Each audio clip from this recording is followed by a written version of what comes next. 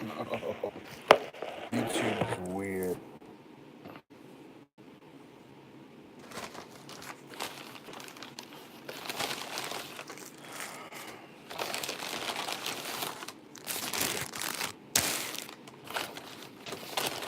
Boop. Nobody wants to see me. Hey, what's going on? Who's out there? I see you. Can you hear me? Click on the chat button. What is happening? I'm not sure who's out there, but I'm here. I've been drinking, but I still probably want to tell creepy stories. But I got feed to feed me. It's drunk feed. This is whatever. Don't judge me. It's fine. Two people. Who do we got? Somebody send me a message. I mean, or don't. It's whatever. I don't care. We're about to go into the room, hook up, and we're just we're gonna start doing creepy stories. If y'all are down, somebody give me an indication if you want creepy stories, or nah, I don't care. We're gonna do creepy stories. I'm gonna eat my I got like my Slayer shirt. I'm in freaking love with this. Whatever.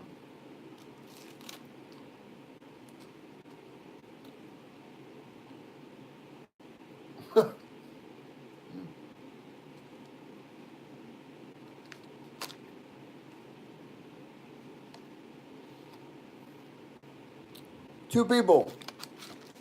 All right. I got a McGriddle. I got a hash brown. I don't know who's out there because nobody's saying nothing, but it's fine. I also got a Red Bull. We're gonna. Oh shit! Hang on. Fucking hang on. Yeah, we're good now. All right. Hair's out of the face. We're down to one. I got one person constantly watching me. I don't know who it is.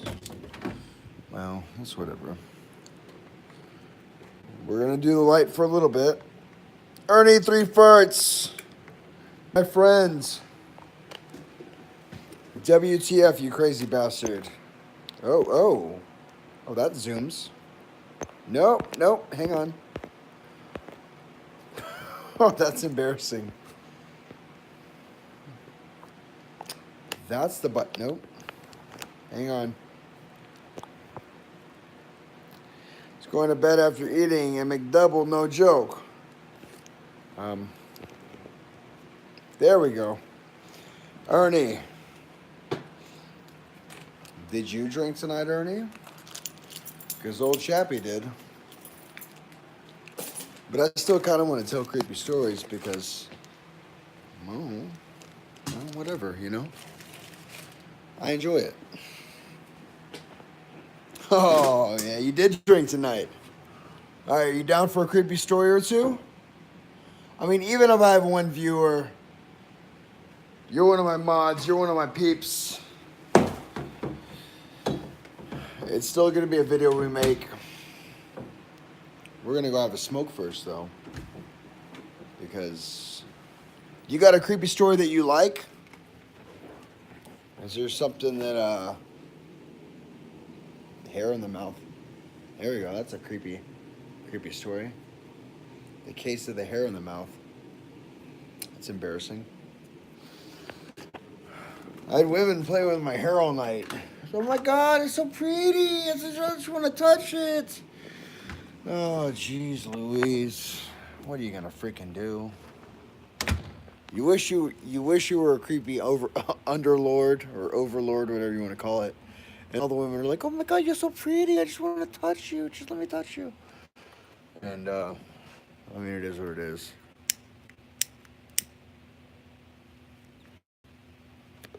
Well, Ernie, I'll be honest with you. I hate that I smoke.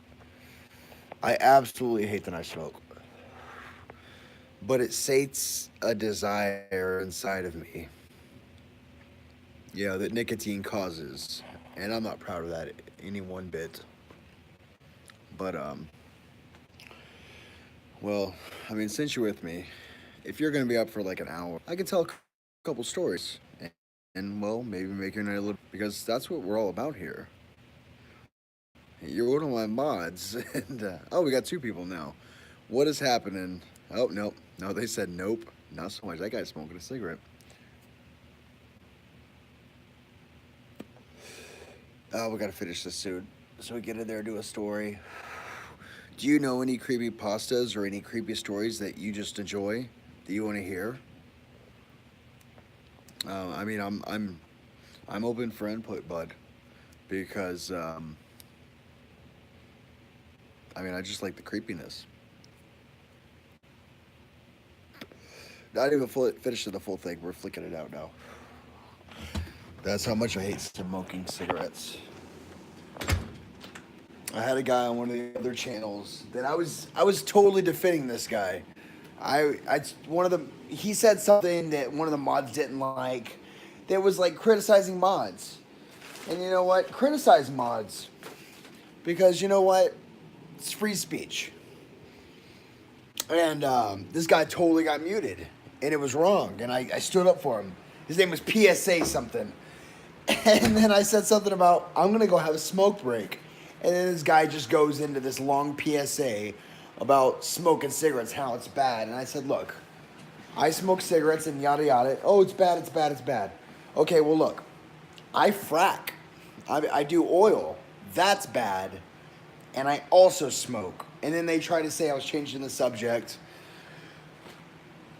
And then I just muted the guy. Even after I did my best to defend the effer. Oh, it's on this side. Oh, we're gonna flip it. Nope, we gotta do it like that. That's fine, because you can start the video like this, or you can start it in this direction, or this direction. Whatever direction you start in is the direction you gotta finish it.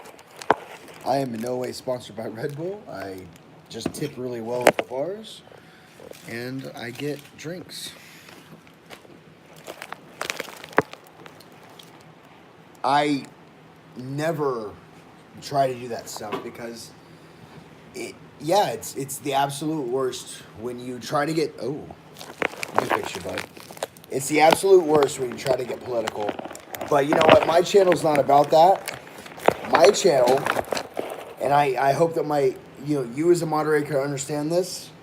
I will always deal with trolls. I just want you to catch language. I'm about the creepy. And I hope you like some creepy stories. Man, if you have a request for a creepy story, please let me know. But we're just going to look one up, and we're going to tell it. And here we go. So, let me do my little searchy search. Bam. I wish I could do more of the true stories. If any of my followers like the true stories and they can give me some of their own, I will read them. And I am super awesome down for that. I just said super awesome down for that, which probably doesn't make sense. Okay. I'm going to give you all a choice. There's two people in here. We've got No, we're going to go to top. We got to go to top. We've got Obsessive Compulsive Disorder. The kid chose me. Nope. My kid chose to be the rake for Halloween. I might never sleep again. The other one is who would go? OCD. Well, we're down for that. Oh, it's not that bad. Okay, well, here we go. Would you be okay if I went to the restroom real quick and got rid of this? Pee? We got the story loaded. I just got to pee real quick. You give me a yay or nay. It's totally up to you. But it's going to make me want to read faster and make the story not so good. You go pee, I'll go pee. We're on pause right now. We're gonna do a Red Bull right in front of the stream right here. Red Bull, fuck it. I'll be right back, Ernie.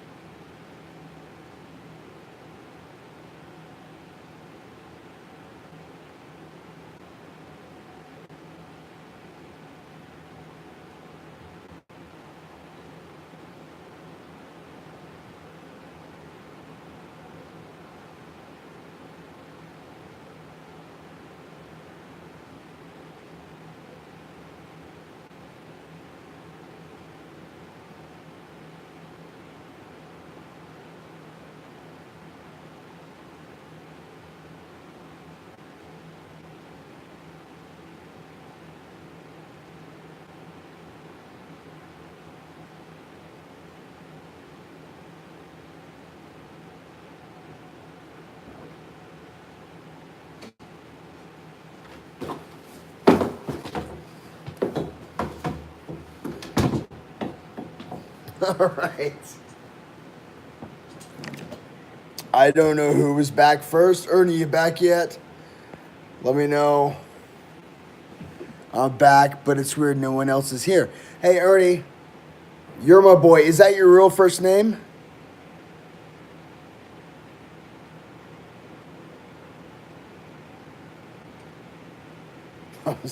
No. Anyways, we're going to start the story. This story is called Obsessive Compulsive Disorder. All right. Well, here we go. Hello. And if you have a hard time hearing this, please let me know. All right. So it's hello.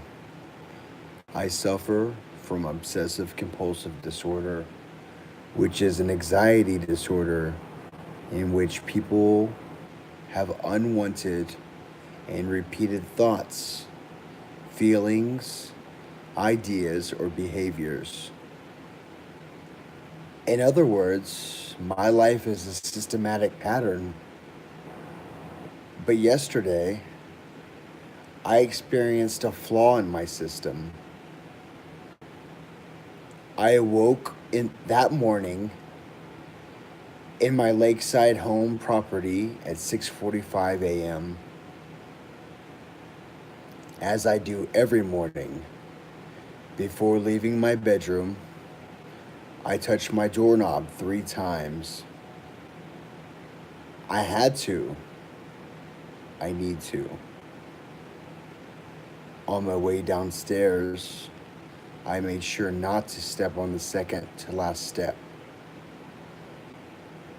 I never touched that step. I just can't.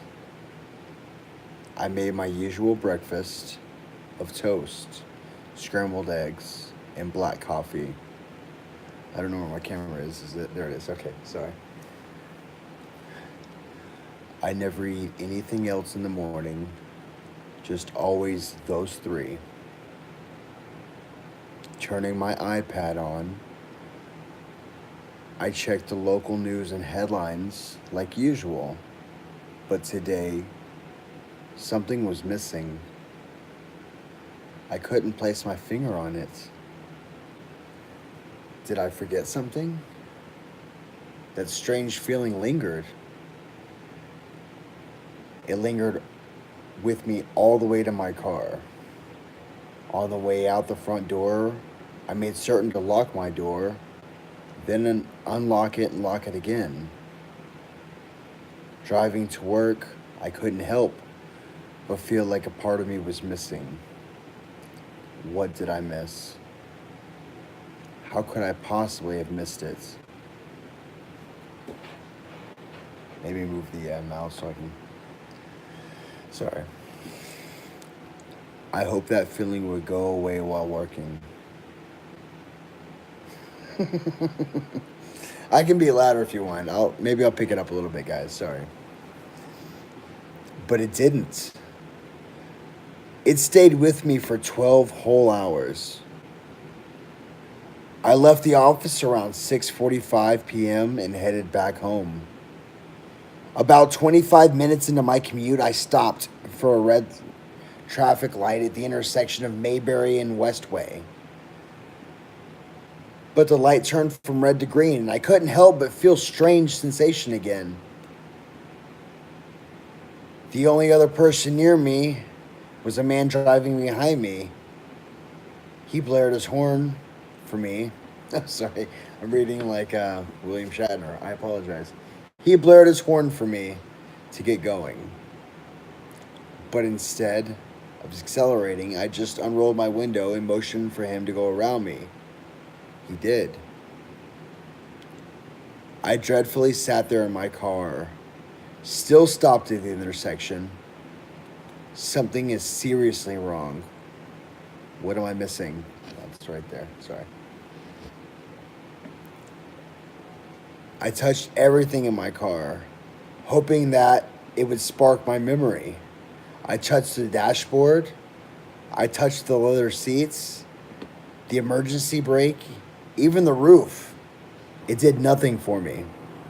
My hand began to tremble as I slowly drove away. This isn't right. I don't like this. Arriving home, I pulled my 1974 Mustang into the garage. I washed the car every weekday, but not on weekends. I only washed the front and the back of the car, never the sides, no matter how dirty they get. I never wash the sides. I simply just can't. But something else is missing from my daily routine as I washed. No, not again. First the news, then the intersection. Now this. Finishing up the car, I jogged out to the backyard. Opening up the tool shed, I felt yet another missing thing from my pattern. I screamed, "This isn't right! This isn't right! This isn't right!" I stumbled out of the shed and gazed out to the lake. It always seemed to calm me when my anxiety got out of control. But tonight, all I wanted to do was sleep. I needed to finish this day. The next morning, I woke up at 6:45 a.m. Touched the doorknob 3 times. I made sure not to step on the second to last step on my way to the kitchen. Prepared my toast, scrambled eggs, and black coffee. I turned on the iPad, browsed the local news. It's still missing. I became aggravated. I became aggravated. What is it I could be missing? I began to feel nauseous.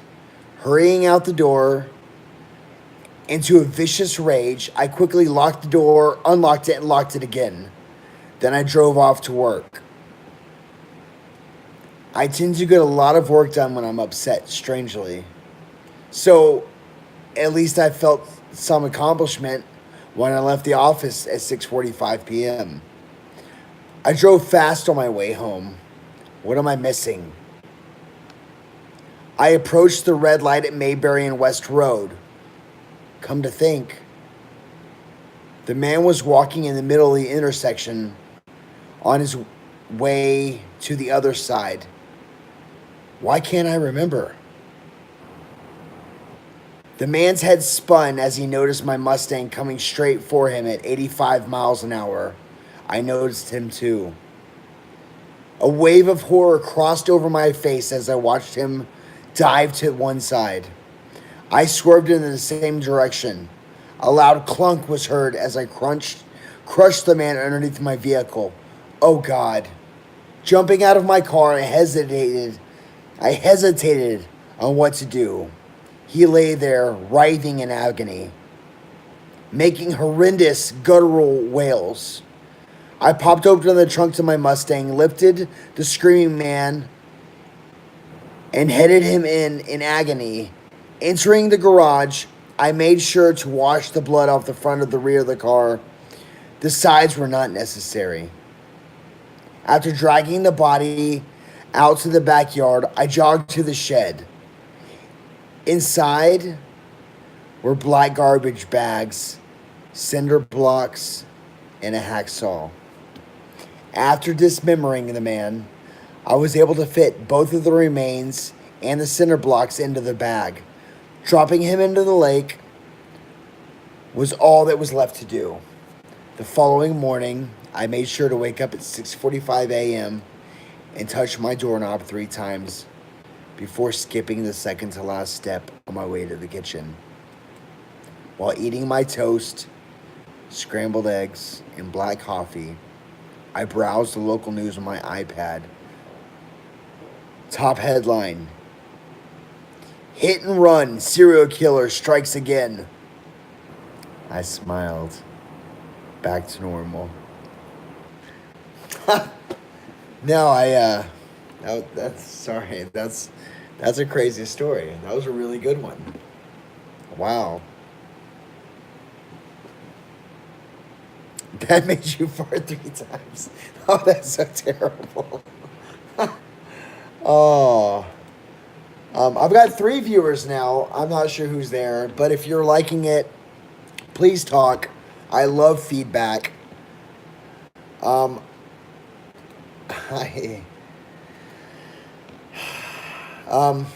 I've got some more stories. Maybe we'll read a couple more. So that was called Obsessive Compulsive Disorder. What we've got here, I've got seriously.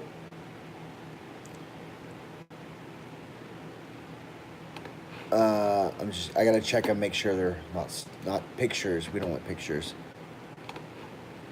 Seriously is one of them.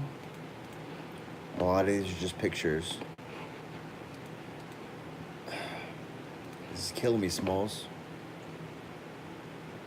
Oh, this is a good one. Oh, I got a total short one for you guys. I don't know. This is called The Man in the Snow. Okay? You are home alone, and you hear on the news about the profile of a murderer who is on the loose. You look out the sliding glass doors to your backyard, and you notice a man standing out in the snow. He fits the profile of the murderer exactly, and he's smiling at you. You gulp, picking up the phone to your right, and you dial 911. You look back out the glass as you press your phone to your ear and notice he is much closer to you now. Then you drop the phone in shock. There are no footprints in the snow. It's his reflection. I like that one. Oh, this is a really good one. It's called so we have, I'm going to give you some choices. Of all the psychic abilities, that's a pretty good one. Oh, that's just creepy. That's not. Oh. Creepypasta isn't what creepypasta used to be. The wild appearance of Slender Man. Oh.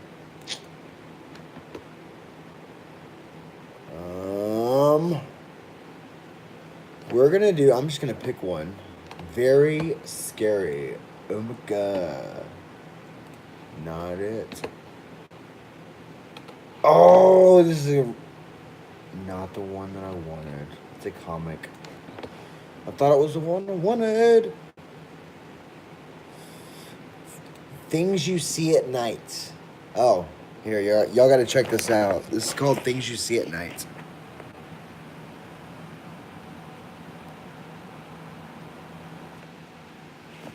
How does that make you feel? Like a nice warm fuzzy, I think. I mean, at least that's how I feel about it. I mean, oh, hey, what's happening, Ted? What's going on? Yeah, probably a little bit creepy. I'm sorry, guys. I gotta fix this. I'm buying a camera soon. Um, I'm buying the proper webcam and the proper mic soon. So I'm sorry, you're gonna have to deal with the iPhone for now, if that's okay with you. But we're gonna go to no sleep. The last thing in my search, because you have your URL bar, but you also have your search bar on the side. What mine seriously says, and this makes me laugh. Wake up, sheeple. Wake up, sheeple. I just love it so much. I love that. I don't know why.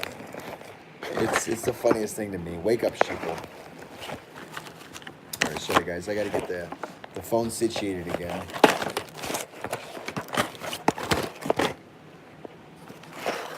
I totally had it last time.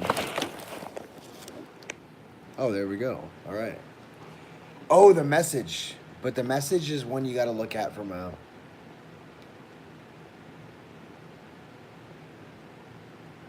You should read the first word of every paragraph. It says don't turn around.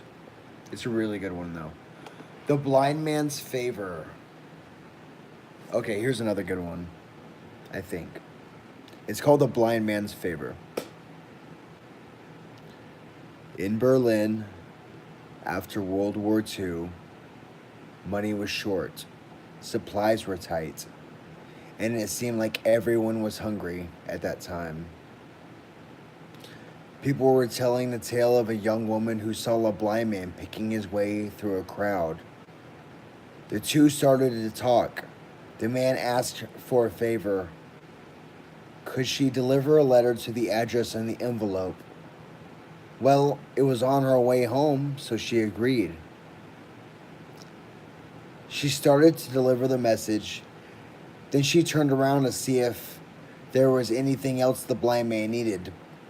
But she spotted him hurrying through the crowd without his smoked glasses or his white cane. She went to the police, who raided the address on the envelope. And there where they found heaps of human flesh for sale. And what was on the envelope? This is the last thing I'm sending you today.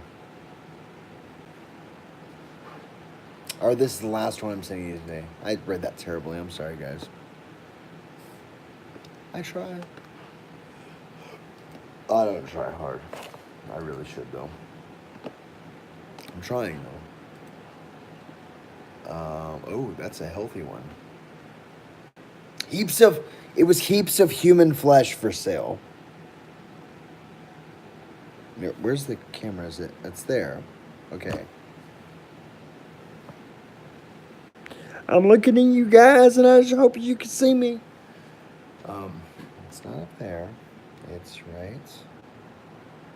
Oh shit! It's in the right.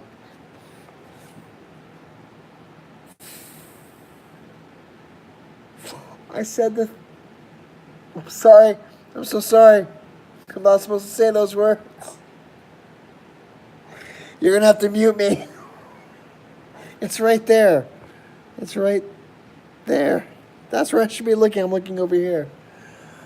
Oh, I need a cigarette, guys. Would y'all hate me if I went and had a cigarette? Pip, Ernie, would y'all like to? I keep looking over there. Why are you not supposed to? Oh, like Pip, I don't know how old you are, but I'm very interested in becoming a healthy channel. Obviously not while I smoke cigarettes, but I want to keep it all ages. You only got 3 left. You're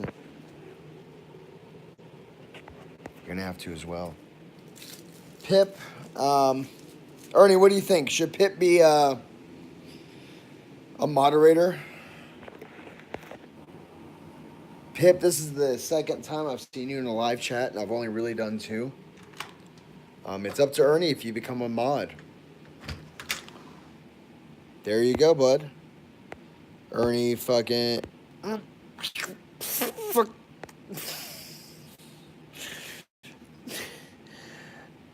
I did it again. I'm so embarrassed. Ernie named you, man. Ernie claimed you as a moderator. Well, right on. Pip, what do you do for a living, Bubba? I'm 36. I turn 37 next month.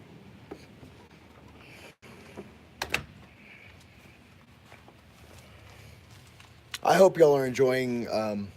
Hope y'all enjoy my stream a little bit. I have a little bit of fun. I mean, I like the creepy, man. That's my joints. And while we've seen people pop in and pop out, I see everybody that's in here. We have 3 people right now. We're just taking a small break for the stories. Man, I think we have some good ones so far. I really liked OCD. OCD is a really good story on its own. Was yeah, super. It was like creepy in the right. I'm really just gonna have a couple of puffs to get back to creepy stories. But honestly, really look forward to more of my subscribers giving me creepy stories that have happened to them. If you feel like you want to give inflection to a story, give me quotations of where you think I should talk deeper, give a different voice, or talk slower, talk deeper, talk higher. I mean, honestly, it's your story, and I will want to do it properly for you. I mean, really, it's about the performance for that. As crazy as that might sound, but guy, I just came back from karaoke. I did some really killer. What did I do? I did "Closer" by 9 Inch Nails, and I did "War Pigs" by Black Sabbath. I freaking love those songs.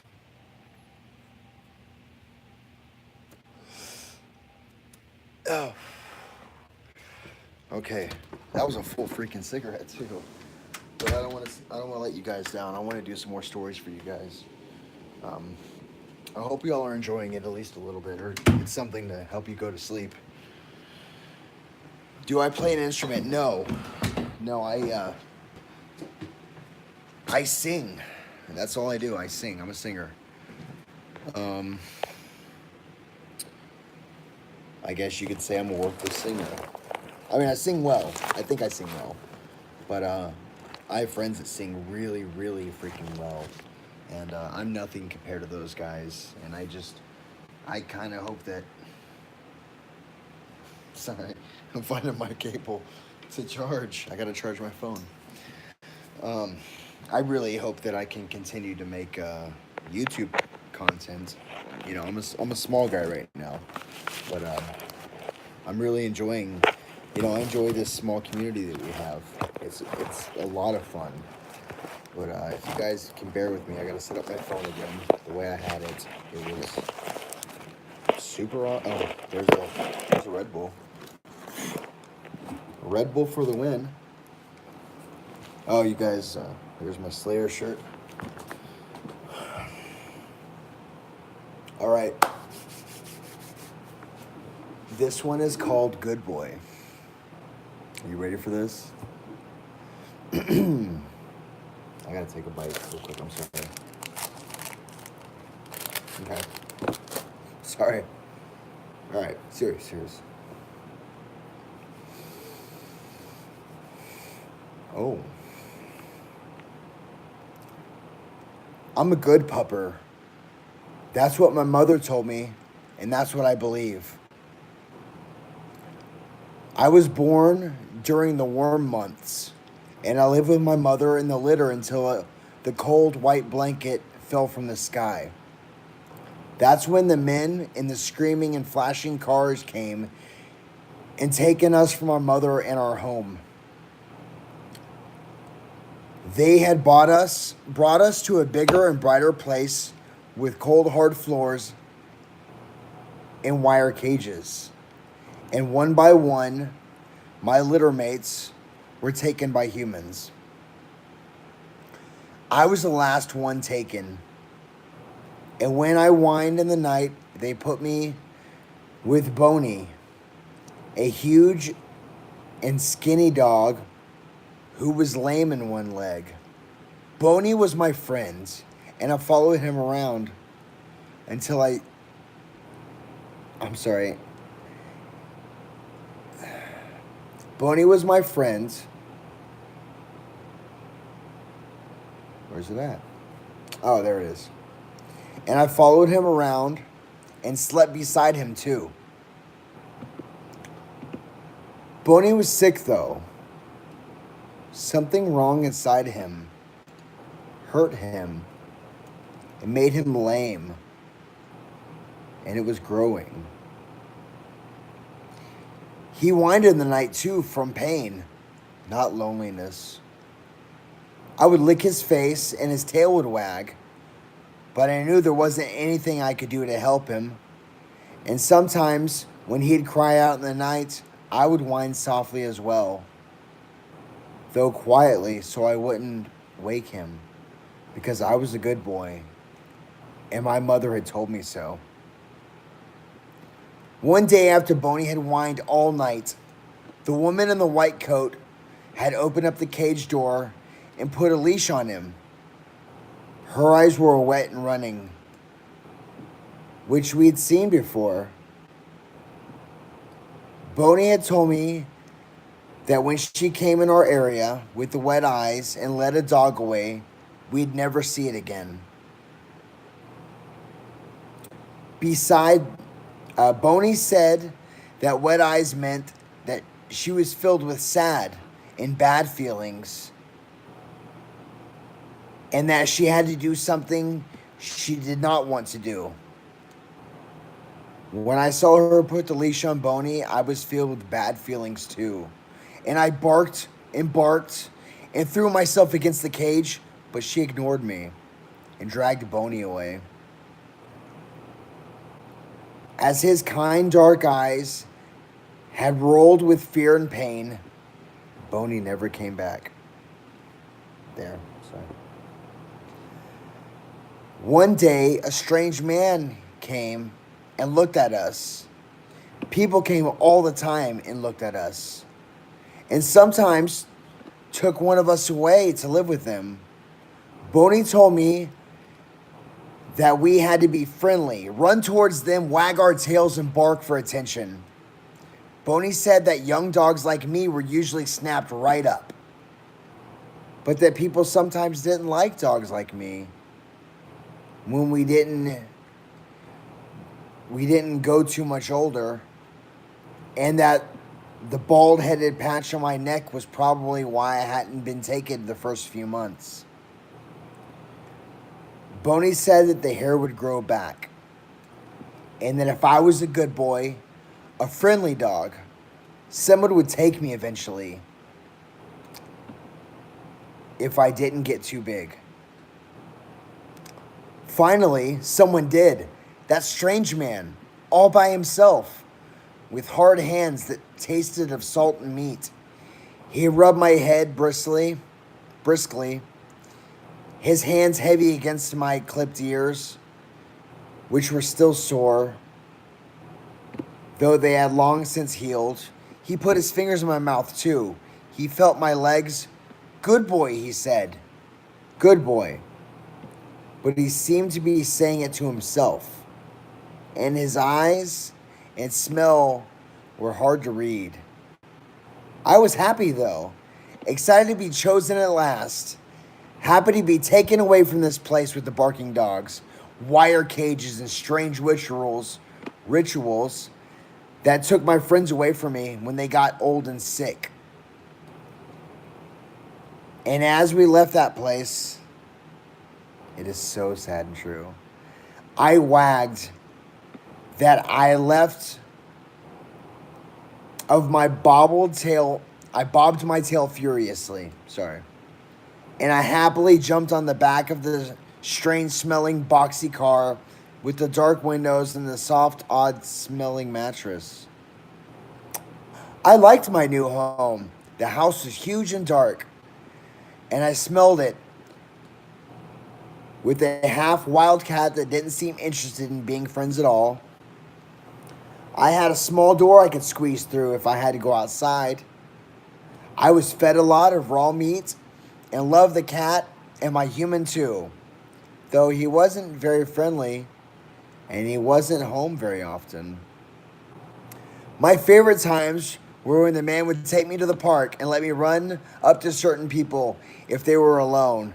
I'd jump on them and they would pet me and I would lick their faces and they would laugh, and then the man would come up behind them with a piece of strong smelling cloth, and then he'd put us against their smiling faces and then would grab at his hands. They would grab at his hands and then collapse. He'd then tie their hands and their feet, cover their mouths, and then put them in his car. And then tell me I was a good boy.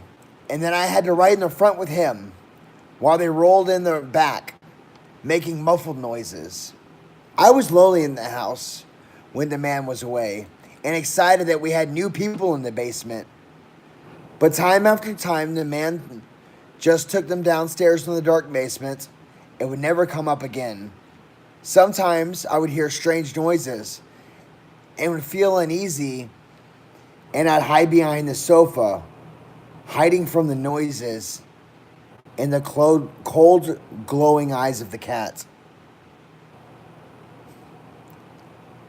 who crouched in the shadows, chuckling to itself as its tail wagged in that odd way it did. Last afternoon, we went to the park and I saw a small human. "Go get her, boy," the man had breathed into my ear as he unleashed me. I ran towards the small human, wagging my stump of a tail so hard that the whole back end swayed. And the human had initially looked afraid, but then broke into a huge smile and hugged and petted me. "Are you a good boy? Are you a good boy?" she asked, and she laughed. The odd sound humans make when they're happy. Minor had never laughed though. He always looked happy as he stepped up behind her and slipped the cloth over her face. Her eyes widened, and then, before they closed, I saw it. The moisture running out of the corners, the same thing that I had seen in the eyes of the woman in the white lab coat when she had led Boney away the last time. It meant that they were filled with sad and bad feelings. Boney had said that. It meant that they were doing something they don't want to do. It felt strange. As we drove home, I could hear the human in the back rolling around and making sounds that sounded like whimpers. And I could still see her wide eyes, shocked, afraid, starting to run with water. The water that meant she felt with bad feelings. And I whimpered softly to myself, but it was drowned out by the sound of the wind blowing through the car's windows, the sounds coming from the back, the low mumbling of the man talking to himself as his large, hard hands squeezed the steering wheel again and again and again. That night I heard the sounds coming from the basement. I hid behind the sofa, whimpering softly to myself, feeling strange, feeling bad. "Why are you crying, fool?" the cat had hissed, his eyes glowing like small moons out of the darker patch in the gloom. "She's just prey for the man to play with and food for us to eat. No different than the others you help the man bring home." The cat's low voice dripped with contempt and something like hatred, despite the fact that his tail was wagging and he was vibrating with a deep, self-satisfying purr. I didn't reply back, though I felt sick, feelings spreading inside me, a darkness growing that made my legs feel weak. Was this the pain that made Boney whimper in the night? The thing that made his leg lame? The feeling ate away at me as I hid there, and all night I whimpered like Boney had. As the cat prowled around the house, purring and laughing softly to itself. The next morning, when the man left, I nosed open the basement door and I descended into the darkness as the cat padded softly behind me. We were forbidden from coming down here, but that had never stopped the cat, and it wouldn't stop me now. We navigated by sense of smell, and it smelled bad, like the place I had come from. Fear, desperation, and other things as well. We found the small human, bound hand and foot, with her mouth covered. In the faint light, I could see that her eyes were wide with fear as I licked her face. Moisture poured out of them. I knew what I had to do, and I'd shoot at the ropes that bound her. And it took hours to free her hands and feet. And when the ropes had finally parted, she threw her arms around me, and I felt the water from her eyes hot against my cheek. The cat watched us silently with something like hate in its glowing eyes. When she was free, I had led her out of the dark basement.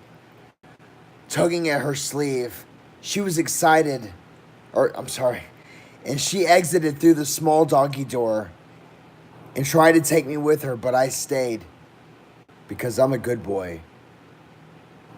And the cat and I watched as she raced across the yard and disappeared in the tall dark woods around the house. "You fool," the cat hissed. "You stupid fool," then pattered away, disappearing into the shadows that were gathered in the corners of the room and spreading through the empty house.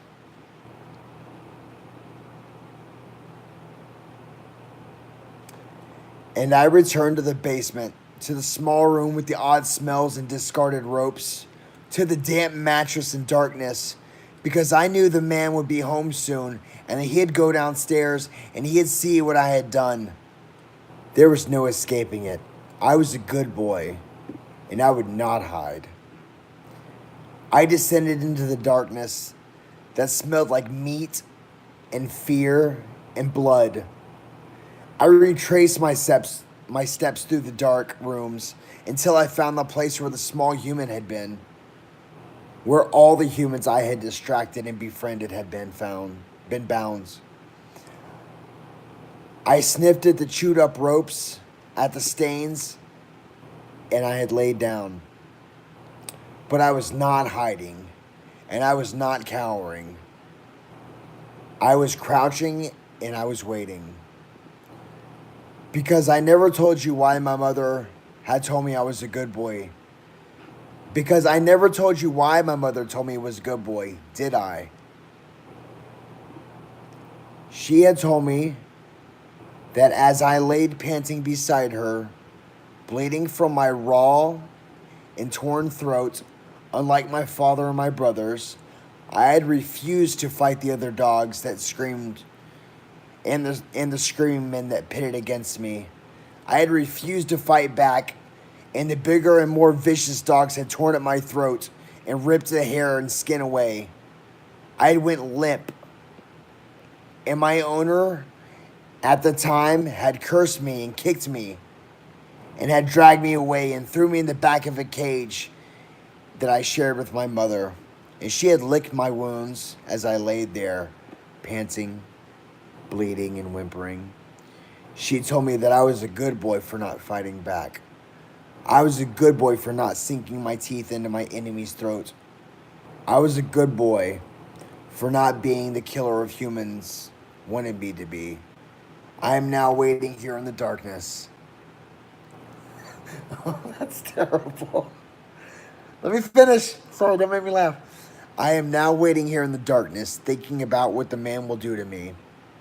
thinking about his exposed throat and delicate bones, and the hot blood rushing beneath the soft skin, I am excited for him to return because I am no longer his good boy.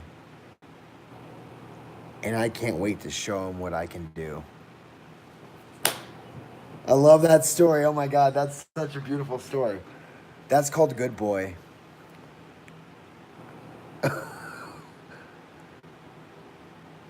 Oh my God, that was.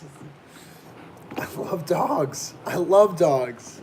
That I just clicked on that one. I thought that one was beautiful. It was so. It was perfectly beautiful, guys. I'm sorry. Oh my goodness. Give me 1 second to eat a little bit. At least, yeah, it totally had a good ending. That totally makes me happy because that was a really sad, creepy, like, he's a good boy and he wants to help the people and he doesn't understand. Um, I don't know. This one's really small. I gotta zoom in on it. What's happening, folks? We're just reading creepy shit. We're reading creepy stuff. I've been drinking. I'm sorry, guys. I hope I'm still reading all right. We're reading creepy stuff. And, oh, Pip. You're killing me, Smalls. This one's called Wristbands.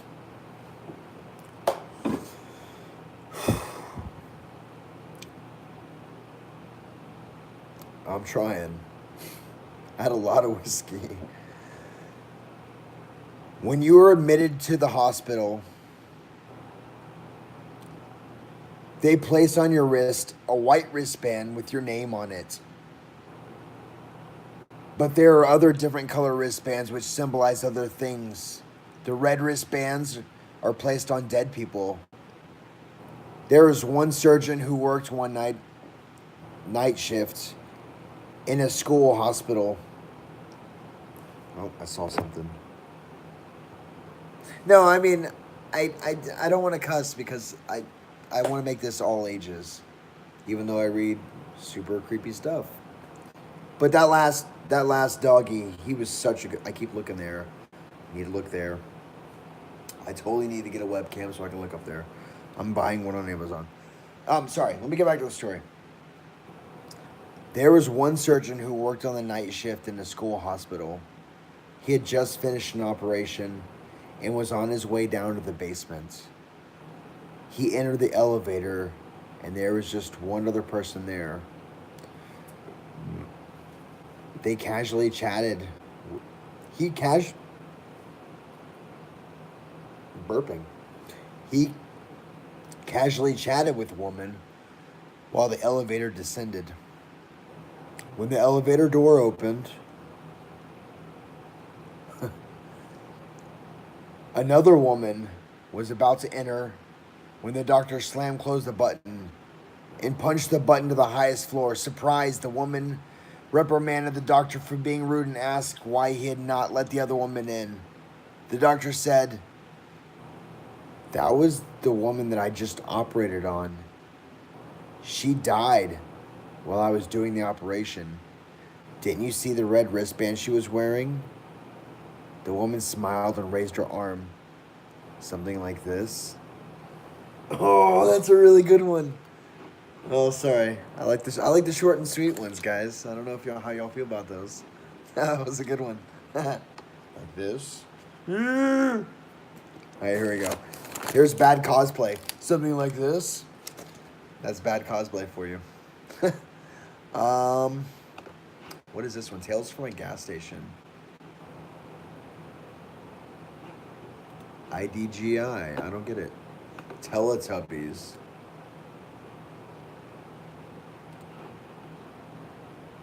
I can't effing die. Oh, it's a good sweet one. Okay. Okay, here we go. This one's called I Can't Effing Die. I tried blowing my brains out, and I woke up in the bed a few hours later. I put the barrel in my mouth and pulled the trigger without hesitation. Sulfur tastes kind of like copper burnt, but burnt.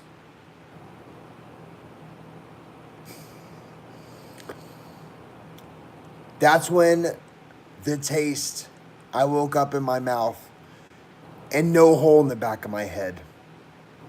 I tried hanging myself too. And I just kind of dangled there for like a half an hour. To be honest, it was more awkward than anything.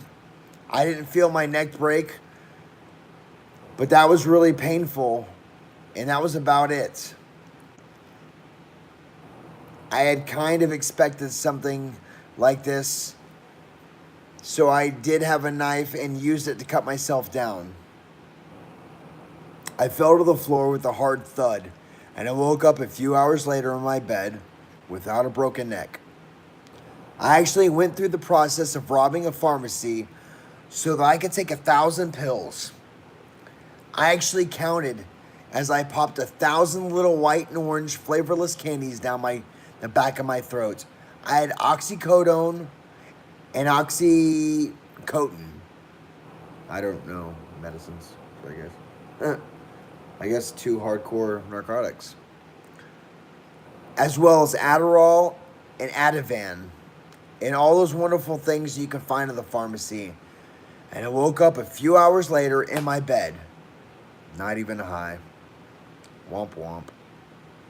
I'm pretty sure that I've tried all the ones you can try. I've attempted to drown myself, but it didn't work.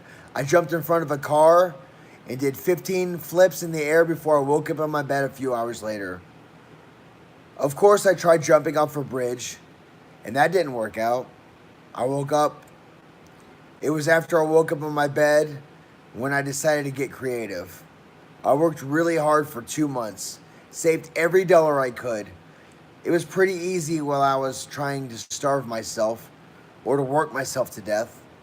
Of course, those things never happened. I took the money I saved up from eating and bought up round-trip tickets for myself to Hawaii. I thought I might need the ticket back in case the plan didn't work. After 2 months of planning and 15 hours on a plane, I had finally landed on the island. I went straight to the cabbie at the airport and told him to take me to an active volcano. I'm not going to get into details about where and all, but let's just say I found some freaking lava. There was not a freaking, that was the F word. I'm just keeping it. It was a crater about 15 feet deep and 4 feet wide that opened into a cavern below. I didn't think anything of it as I simply jumped in the air, plunged my nose wide,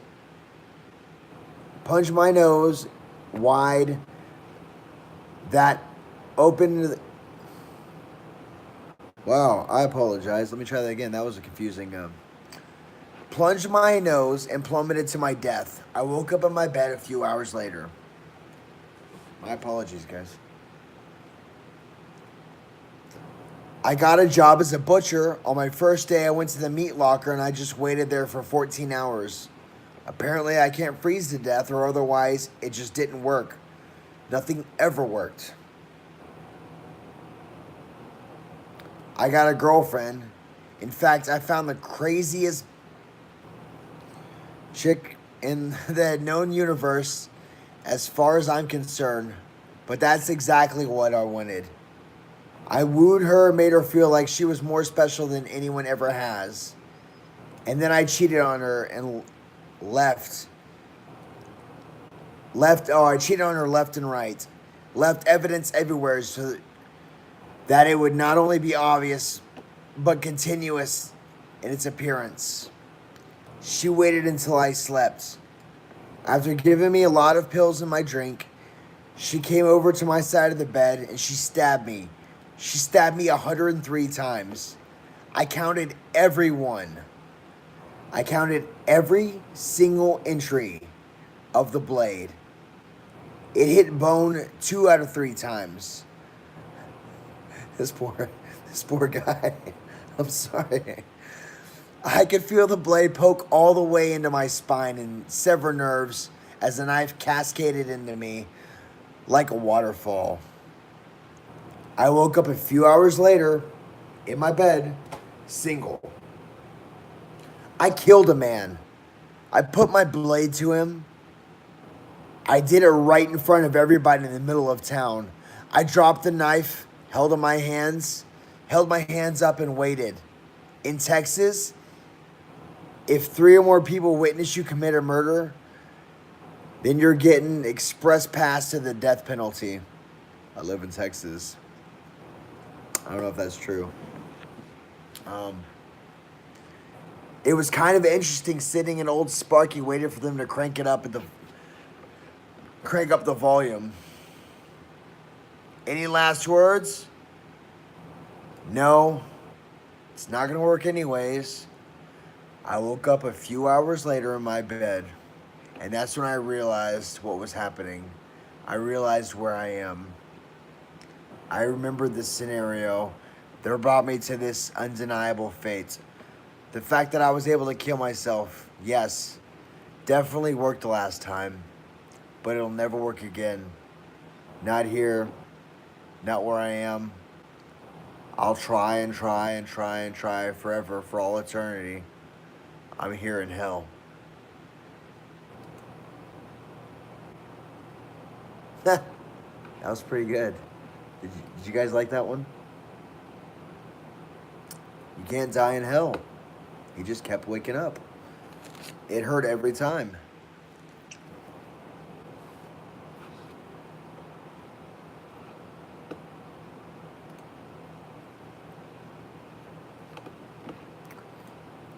Short one. All right, here we go. Here's a short one. It's called Childhood Superstitions.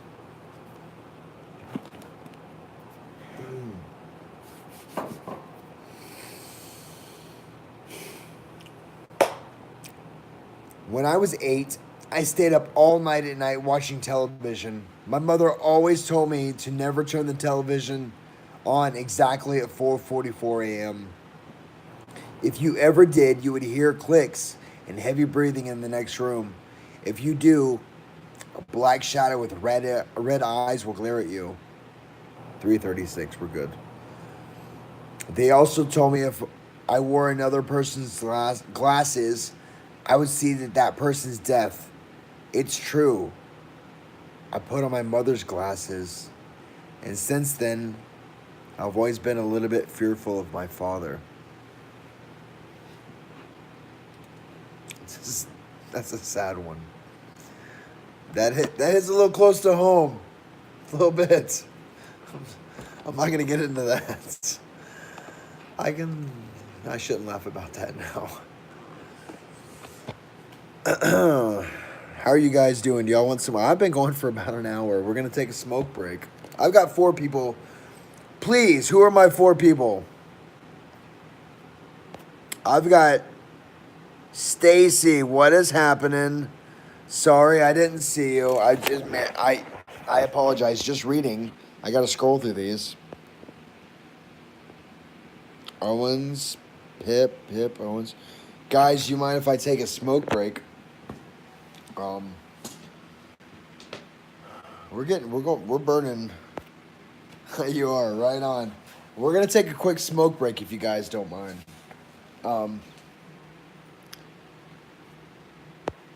Okay, Ernie, Pip. Let me know, should Stacy be a moderator? It is up to you guys. Like I've said that from the beginning. I want my moderators to choose my moderators. Oh, there's my window. And it can be creepy, so oh no, I need it open so I can go outside and smoke and see, so y'all can see me. I'm going out to smoke in a t-shirt because this fellow's ridiculous. But it's not that cold outside. It's a little bit chilly. It's healthy. It's healthy cold. Do you guys have any creepy stories? Ahmad, honestly, I really want you guys. It'll be harder to take smoke breaks on the stream when you get a webcam. Yes, it will, but that's good because I don't need to be taking smoke breaks. Um, don't be like me, kids. Don't drink all night and then come home want to do a live stream and smoke all day. I'm only taking a few. I really should just be putting out my cigarette every few minutes and relighting it.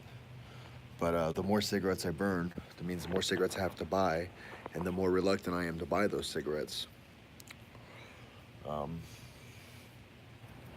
yeah, it is bird chilly outside. Which story did you guys like the most that you guys heard? My favorite so far is the good boy one. Is the one about the dog. I like that one a lot. Yeah, because it had such a great ending. Because all the creepy pastas and the no sleeps, they just have really sad endings.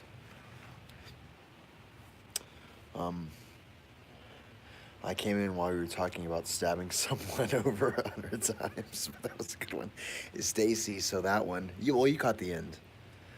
The dog one had a lot of sad, but the end made up for it. It really did. I think it did. And that's totally awesome. Um, so I'm gonna share with you guys a little bit. I had a dog, Amber, and she was a brindle plop. She was brindle, which means y'all know what brindle is. She was like camo dog paint, and she was just the greatest dog. I got her from the pound. I put my hand in the cage, and she just like rested her hand on my head in Austin. And I had a job that I had her, and then I left that job and I got a new job, and I couldn't keep her anymore. And I've never cried in my. I don't cry. I just as a man, you know. No, I just can't. But the day I gave her up to a shelter, I felt so bad. I felt like a failure at everything in life because I couldn't keep a dog that loved me so much. She was so happy to be at the shelter because she didn't know. I gave her a hug. I cried. I cried. I cried. I put on my sunglasses and she played with me. And then I handed the leash to the lady. And I never saw that dog again. And she slept like right here on my chest. Like her snout was like right here. I left my arm open, and she was seriously like just the sweetest dog ever. And sorry, that's sharing too much. Yeah, dogs are cool, man. Dogs are really freaking cool. Yeah, super sad. I'm just a bad person for thinking I could take care of a dog while I'm a single man and that my main goal in life is to make as much money as I can. I know how you feel. I've seen a man at the shelter. No, it really is the worst feeling. And I mean, I felt like a failure at that point. I felt like a parent that couldn't take care of their kids. Um, yeah. So guys, we're gonna go as long as you want, but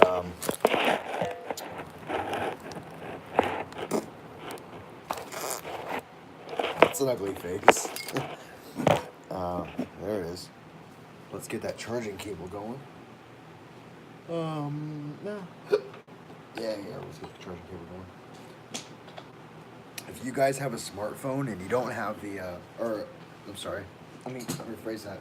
If you guys have an iPhone, and I think even the Androids do this, but if you don't have a smart cable, it's the USB 3.0, you're, you're missing out, because I am in love with this stupid cable.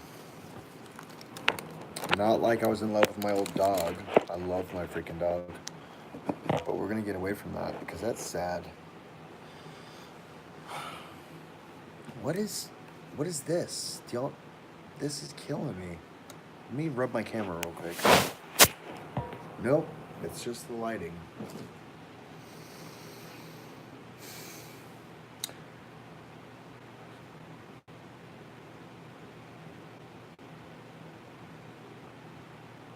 Nope, we're not going to read this one. It's called I'm Sorry, Daddy. But a lot of people left really weird comments. We're going to go to No Sleep now. See if we can find...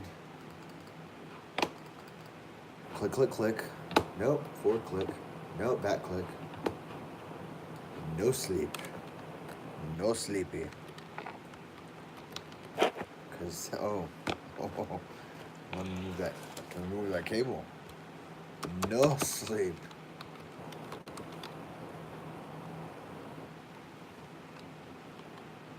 I've worn the F down on my... I've worn the F down. The little knob you feel for the F on my pewter. Why am I not subscribed to No Sleep? I don't know if you guys are familiar with Reddit. If you're not, get on Reddit. These stories that I'm reading are totally on Reddit.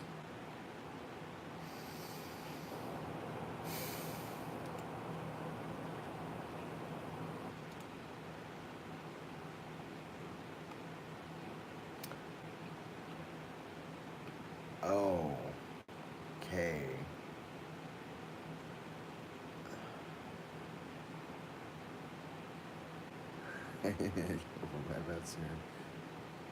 Oh my God. Yeah, it charges it like stupid fast. I the guy at the iPhone store told, or the Apple store told me it's like twice as fast. No, it's totally faster than that. All right. This is going to be up to you guys. This one's called The Shattered Life, and it's pretty long.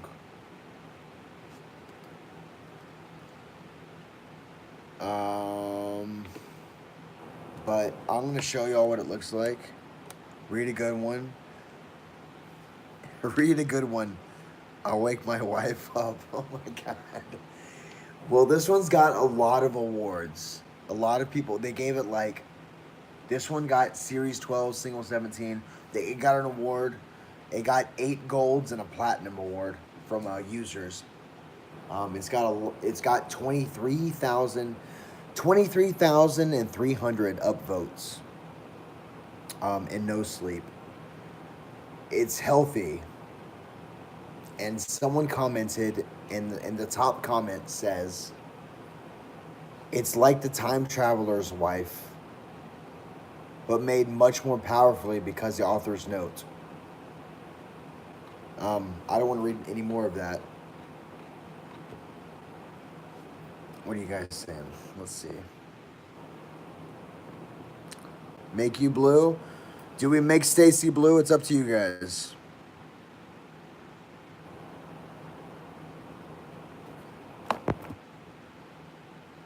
No, I make people blue. You decide. Pip, Ernie, yay or nay? You're my mods right now, guys. Go for it. All you guys are way too agreeable. I need you. Stacy.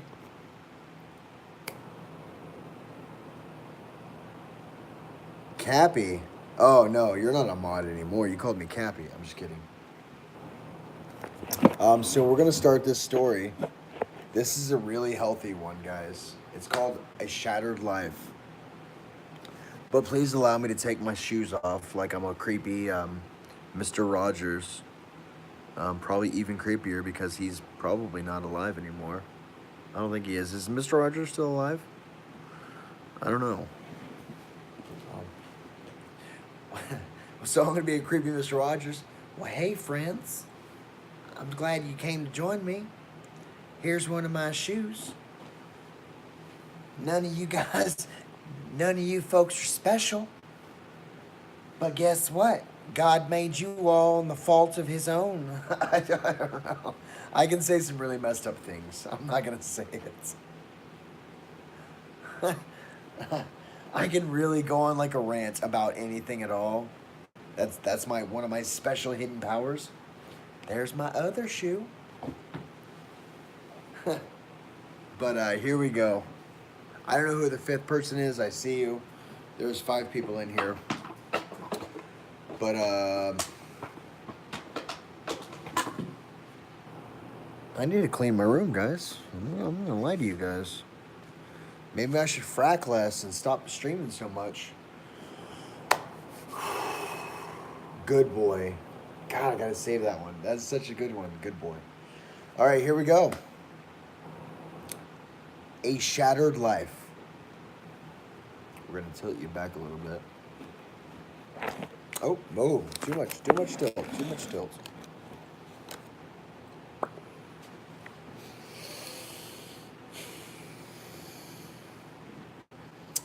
I don't know when you're gonna read this, but I can tell you when it started. I was out for a walk alone in the woods when the entity came to me. It was beyond a blur. It was, for lack of a better term, absence of meaning. Where it hid, there were no trees. Where it crept closer, there was no grass. Through the arc, it leapt at me, and there was no breeze of motion. There was no air at all. As it struck, I felt the distinct sensation of claws puncturing me, somewhere unseen, somewhere I'd never felt before. My hands and arms and legs and torso seemed fine, and I wasn't bleeding, but I knew I had been injured somehow. I was fearful and ran back home. I could tell that I was less. I was vaguely tired, and it was hard to focus at times. The solution, that early stage, was easy. A big cup of coffee helped me feel normal again. I keep looking there. I'm sorry, guys. Y'all are here. It's killing me. In a first world sense, it's killing me. For a while, that subtle drain on my spirit became a loss in the ebb and flow of caffeine in my system. You could say my life began that week. Actually, because that was when I met Mar. M-A-R, Mar. Sometimes I'm hard to understand. Sorry. She and I got along great, though to be honest, I'm pretty sure I fell in love with her over the phone before we met. It was almost as strong as the emotions of the first week made the... It was almost as strong... It was almost as if the strong emotions of the first week made the entity fight back. It was still with me, latched on to some invisible part of my being. The first few incidents were minor, and I had hardly worried about them. The color of my neighbor's car had changed from dark blue to black one morning. I stared at it before shaking my head and shrugging off the difference. 2 days later, at work, a coworker's name changed from Fred to Dan. I carefully asked around, but everyone said his name had been Dan. I figured I had just been mistaken. Then, as ridiculous as it sounds, I was peeing in my bathroom at home when I suddenly found myself in a random street. I was still in my pajamas, pants down, urinating, but now in full view of a dozen people at a bus stop. Horrified, I pulled up my clothes and ran before someone called the cops. I did manage to get home, but the experience forced me to admit that I was still in danger. The entity was still doing something to me, and I didn't understand how to fight back. Mar showed up that evening, but she had her own key. "Hey," I asked with confusion, "how'd you get a key?" She just laughed. "You're cute. Are you sure you're okay with this?" She opened the door and entered the room full of boxes. I know you're living I know living together is a big step, especially when we've only been dating 3 months. Living together? I literally just met her a week before. Thing was, my mother had always called me a smart cookie for a reason. I knew when to shut my yap. Instead of causing a scene, I told her everything was fine and that when I went straight to my room and began investigating. My things were just as I left them, no sign of a 3 month gap in habitation, but I did find something out of the ordinary. The date. I shivered angrily as I processed the truth. The entity had eaten 3 months of my life. What the hell was I facing? What kind of creature can consume pieces of a person's soul like that? I had missed the most exciting part of a new relationship, and I would never understand any shared stories or in jokes from that period. Something absurdly precious had been taken from me, and I was furious. No, it's super terrifying if that happened. The fury helped me suppress the entity. I never imbibed alcohol. I drank coffee religiously. I checked the date every time I woke up for 3 years. I managed to live each day while observing nothing more than minor alterations. A social fact here and there, someone's job, how many kids they had, that sort of thing. The layout of nearby streets, the time my favorite television show aired, that kind of thing. Always, those things reminded me that the creature had still always claws sunk in my spirit.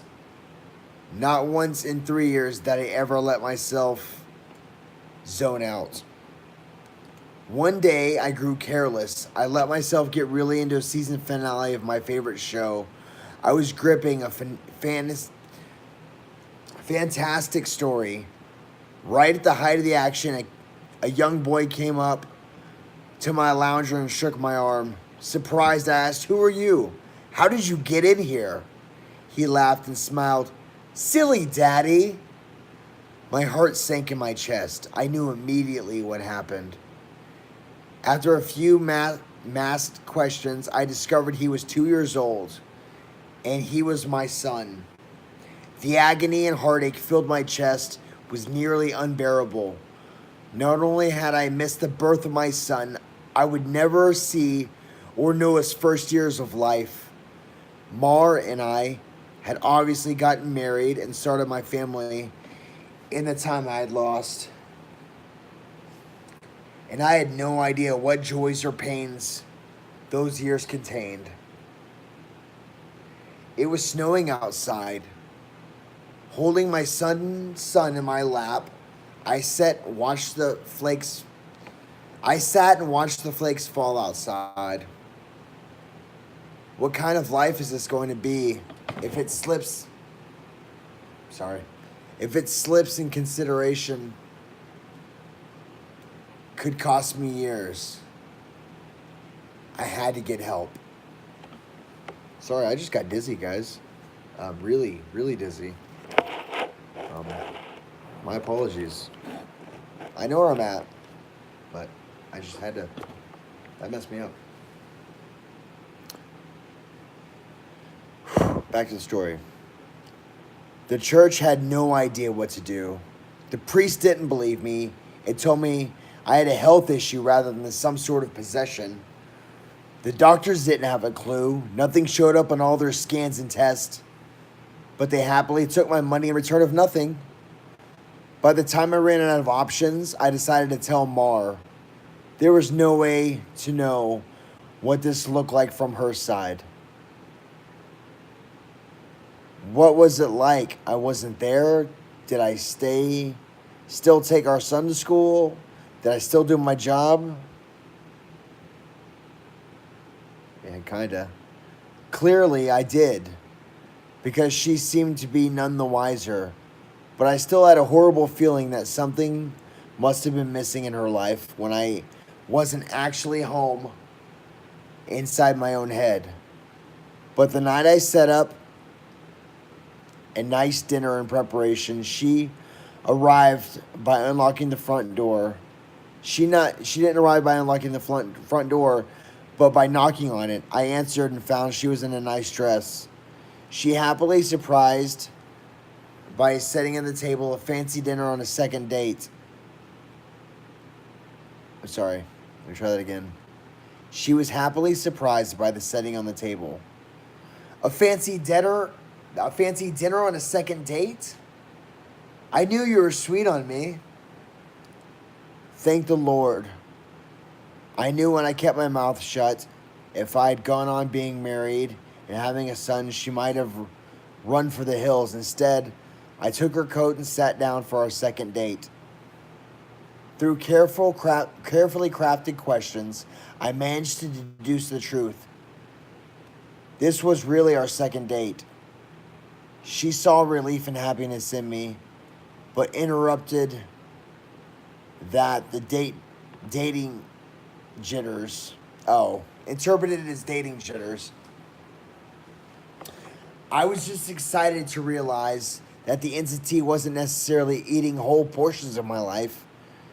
The symptoms, as I was beginning to understand them, were more like consequences of a shattered soul. The creature had wounded me, broken me into pieces. Perhaps I was to live out of order, but at least I would actually get to live it. So it went on for years, from my perspective, while minor changes in politics or geography would happen daily. Major shifts in my mental location only happened every couple months. When I found myself in a new place and time in my life, I just shut up and listened, making sure to get the lay of the land before doing anything to avoid mistakes. On the farthest flung leaps yet, I met my 6-year-old grandson, and I asked him what he wanted to be when he grew up. He said, a writer. I told him that was a fine idea. Then I was back in month 2 of the relationship with Mar, and I had the best night with her in the riverfront. When I say the best, I mean the best. Knowing how special she would become to me, I asked her to move in with me, and I got to live through what I had missed in the first go around. And I came to understand that I was never mentally absent. I would always be there eventually. When we were moving our boxes in, she stopped for a moment and said she marveled at my great love, as if I had known her for a lifetime and never once doubted she was the one. That was the first time we truly laughed freely and wholeheartedly since the entity had wounded me. She was right about my love for her, but for exactly the same reason she considered my silly romantic analogy. I had known her for a whole lifetime, and I had always come to terms with my situation and found my peace with it. It wasn't so bad to have sneak peeks at all the best parts ahead. But of course, I wouldn't be writing this if it hadn't gotten worse. The entity was still with me. It had not wounded me and departed me like I'd want to believe. The closest I came to describe my growing understanding was that the creature was burrowing deep inside my psyche, fracturing into smaller pieces. Instead of months between major shifts, it began having only weeks.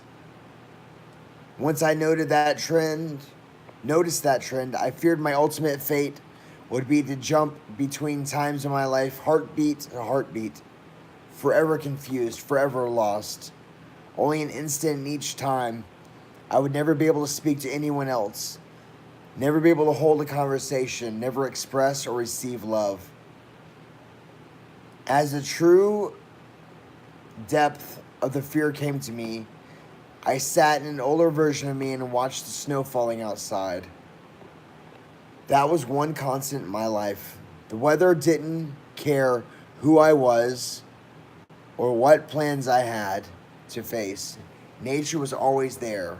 The falling snow was always like a little hook that kept me in place. The pure emotional peace that brought was like a panacea on my mental wounds. And I'd never yet shifted while watching the pattern of the falling white snow and thinking of the times I had gone sledding, snedding. It's a new one. Let's go sledding. I'd gone sledding or built a snow fort as a child. A teenager touched my arm. Grandpa? Eh? He startled me out of my thoughts, so I was careless than usual. Who are you? He half grinned, as if not sure if I was joking, handed me a sack of papers and said, "It's my first attempt at a novel. Would you read it and tell me what you think?" Ah, of course. Pursuing the dream of being a writer, I see. He burned brighter red. Trying to, anyway. Hang on. Whew. We're getting there. We're getting there. We're about halfway. No, we're not. We'll get there. All right, run off. I'll read this now. The words were blurry and annoyed. I looked for glasses and probably had for reading. Being old was terrible, and I wanted to leap back to a younger year. But not before I read this book and found my glasses in the sweater pocket. Began leafing through. Mar puttered in and out of the living room. Still beautiful, but I had to focus. I didn't know how much time I would have here. It seemed that we had relatives over. It was Christmas. A pair of adults and a couple kids I didn't recognize trampled through the hallway. And I saw my son, now adult, walk by with his wife on his way out the door. As a group, an extended family began sledding outside. Finally, I finished reading the story. Then I called out for my grandson. He rushed over downstairs into the living room. How was it? It was terrific, I told him truthfully. But it's terrible for all those right reasons. You're still a young man, so your characters behave like young people. But the structure of the story itself is very solid. I paused. I didn't expect it to turn out to be a horror story. He nodded. Its reflection at the times, expectations of the future are dismal, not hopeful like they used to be. I'm reading like beyond my reading level right now, guys. I'm not sure how I feel about this.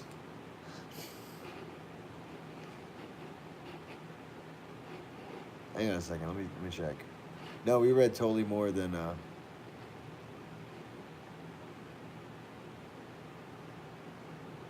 Yeah.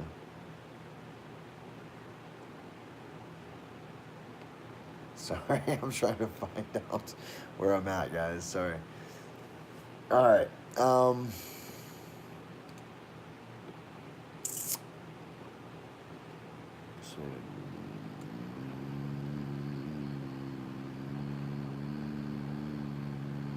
Let me find it again. Sorry. I just lost it.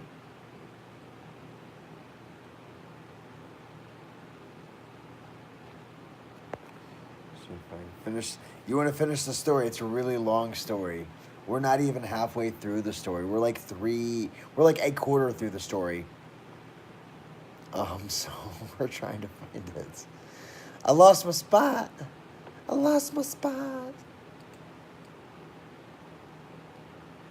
Who are you? Yeah, blah, blah, blah. You're fine, you're young, you're a teenager. Yes. Oh, okay. You're young and be like that, I told him, according to me. If you're into horror, you should know about strange creatures. Oh, no, we're going ahead. It seemed like the relatives are over, yeah. Well, it was terrible, it's terrible, I told him truthfully, but it's terrible for all the right reasons. You're still a young man, so your characters will behave like young people. but the structure of the story itself is very solid. I paused. I didn't expect it to turn out to be a horror story. He nodded his reflection. He nodded. It's a reflection of the times. Expectations of the future are dismal, not hopeful like they used to be. You're far too young to be aware like that, I told him. Any idea, an idea occurred to me. If you're into horror, do you know anything about strange creatures? Sure. I read everything I can. I love it. Warily, I scanned the entrance of the living room. Everyone was busy outside.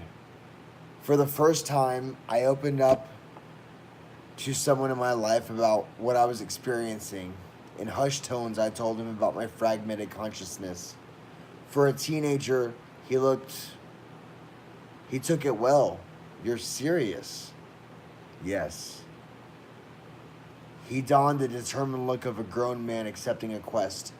I'll look into it and see what I can find out. You should start writing down everything you experience, building some data. Maybe we can map your psychic wounds. Wow. Sounds like a plan. I was surprised that made sense. And I had expected him to have a serious response. But how will you get all the notes in one place? Let's come up with somewhere for you to leave them, he said, frowning in thought. We'll get them. We can trace the path you're taking through your life, see if there's a pattern. For the first time since the situation had gotten worse, I felt hope again. It should be. You're earning 3/4 of a fart, but 2/3 of a fistful of squirrel nuts that divided by the dividend of the taxation of a fart. How did that work out? Was that confusing?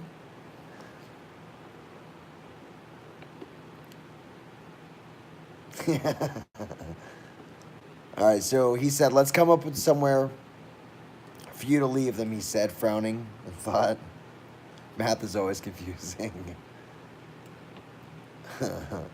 I've got a rant about that, but we'll get on with the story. Maybe I'll rant about it a little bit. We'll see. Let me pause here real quick. Let's see where we're at. Oh, okay, guys, we're getting there. We're actually pretty close to being done. Then we'll get them, and we can trace the path you're taking through your life and see if there's a pattern. For the first time in my situation had gotten worse, I felt hope again. How about under the stairs? Nobody ever goes under there. Sure. He turned and left the living room.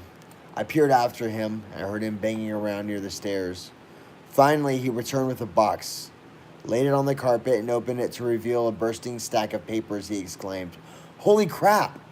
But of course, being a teenager, he didn't really say crap. Taken back, I blinked rapidly, forgiving him for cussing because of the shock. Did I write those? He looked up at me with wonder. Yeah, or you will? You still have to write them and put them under the stairs after this? He glazed back down at the papers, then covered the box. So you probably shouldn't see what they say. They could get weird. That much I understood. Right. He gulped. There are like 50 boxes down there, all filled up like this. Deciphering these things will take a very long time. His tone dropped to a deadly seriousness. But I will save you, Grandpa. Because I don't think anyone else can. Tears flowed down my cheeks then, and I couldn't help but sob once or twice. I hadn't realized how lonely I'd become in shifting prisons of awareness until I finally had someone who understood. Thank you. Thank you so much.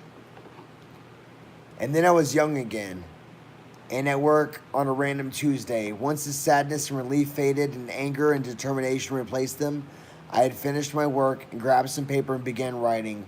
While the weeks shifted around me, while those weeks became days, then hours, I wrote every single spare moment I had when I was there.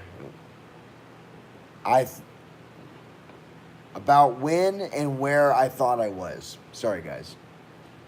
I put them under the stairs out of order, but my first box was actually 13th. My last box was the first. Once I had 50 boxes written from my perspective, and once my shifting became in a matter of minutes, I knew it was all up to my grandson to take it from here. I put my head down and stopped looking. I couldn't stand the river of changing awareness any longer. Names and places and dates and jobs and colors and people were all different. I had never been older. I sat watching the snowfall. A man of at least 30 that I vaguely recognized entered through the room. Come on. I think I finally figured it out. I was so frail that moving was painful. Are you him? Are you my grandson? Yes. He took me into a room filled with strange equipment and sat me on the rubber chair facing a large mirror, twice the height of the man. The pattern finally revealed itself. How long have you worked on this? I asked him, aghast. Tell me you didn't miss your life like I missed mine. His expression was both stone cold and furiously resolute. It'll be worth it. He brought two thin metal rods close to my arm and then nodded at the mirror. Look, this shock is carefully calibrated. The electric zap from this device was startling, but not painful. In the mirror, I saw a rapid, arcing light silhouette appear above my head and shoulder. I'm like a talking mouth, like a above my talking sorry.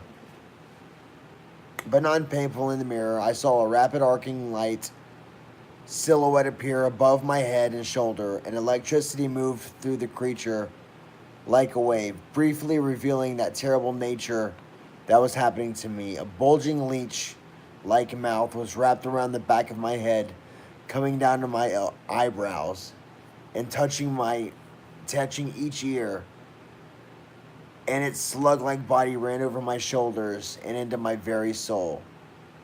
It was a parasite, and it was feeding on my mind. My now adult grandson held my hand as I took the horror.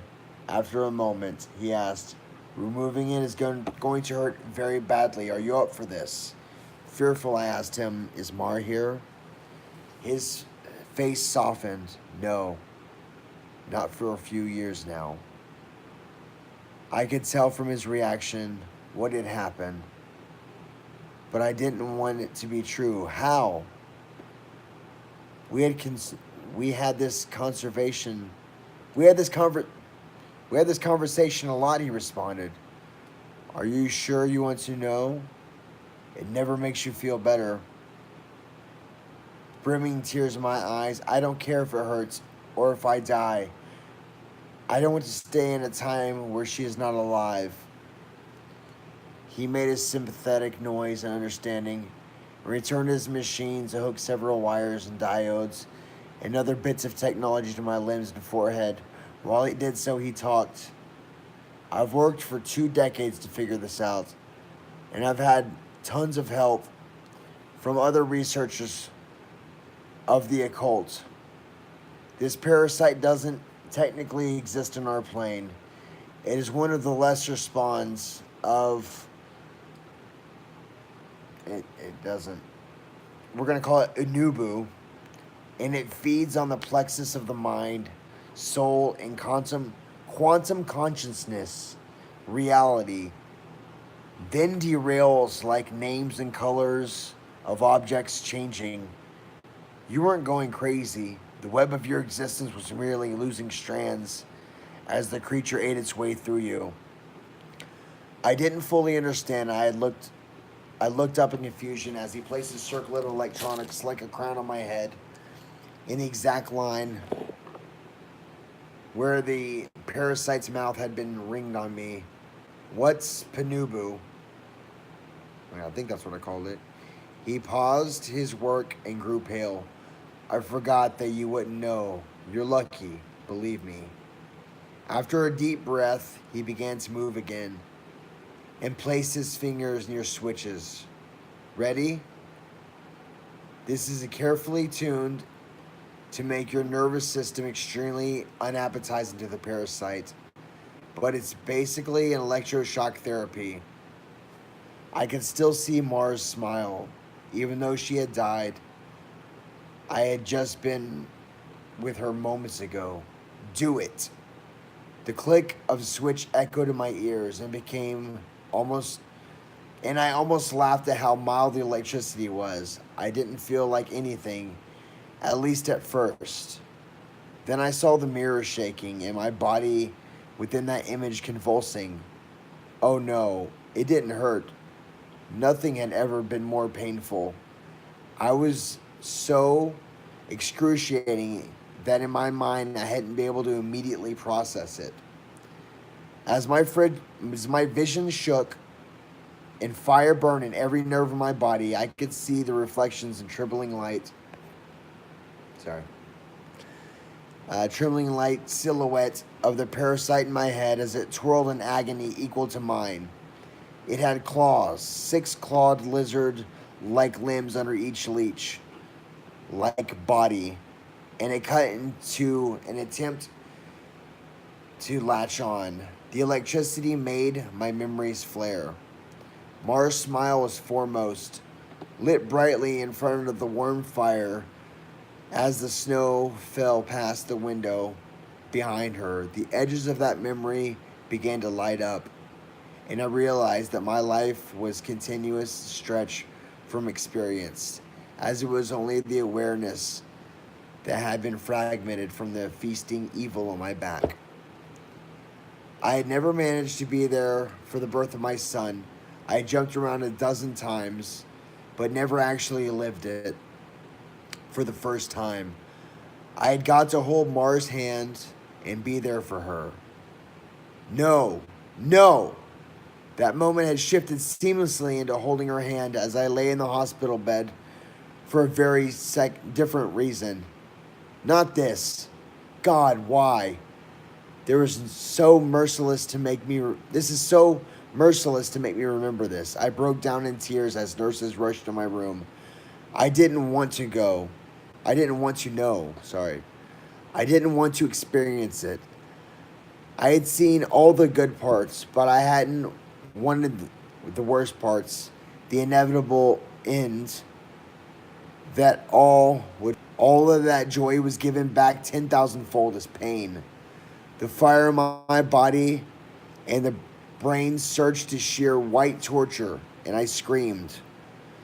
My screaming faded into surprised shouts as the machines of electricity in the chair faded away. Snow was no longer falling around my life. I was out of the woods on a bright summer's day. Oh God. I turned to see the creature approaching me. It was the same absence of meaning, the same blank on reality. It crept forward just like before, but this time it hissed and turned away. I stood up astounded at being a very young man and freed from a parasite. My grandson had actually done it. He had made me an unappetizing meal. So the predator of my mind and soul had moved on to search for a different snack. I returned home in a daze. And while I was sitting there processing all that had happened, the phone rang. I looked in awe and sadness, and I knew who it was. It was Marjorie, calling for her first time. For some trivial reason, she admitted 30 years later was just made up to talk to me. But all I could see was her lying in that hospital bed dying. It was going to end in unspeakable pain and loneliness. I could become an old man, left to sit by myself in an empty house. His soulmate gone And long before him, at the end of it all, the only thing that would have been left sitting and watching the snow fall. But now, thanks to my grandson, I would also see my memories. It would be a wild ride, no matter how it ended. On a sudden impulse, I picked up the phone. With a smile, I asked, "Who is this?" Even though I already knew. Alright, so there's an author's note. And that was, what's her name? Author's note. Together, my grandson and I had set out to write this tale of his life. Unfortunately, his Alzheimer's disease progressed rapidly, and we were never able to finish. He's still alive, but I imagine that mentally he is in a better place. Oh, this is from the grandson. Sorry. That he is in a better place than the nursing home. I like to think he's back in his younger days, living life and being happy because his reality is much closer. It's snowing today. He loves the snow. When I visited him, he didn't recognize me, but he did smile as if he sat looking. He did smile as he sat looking out the window. How's that a freaking no sleep? His life just. I mean, I think that would be terrifying. But I mean, I don't know if that's a no sleep. You guys still with me? Or, I mean, I say guys. I mean, I don't know if you're all guys.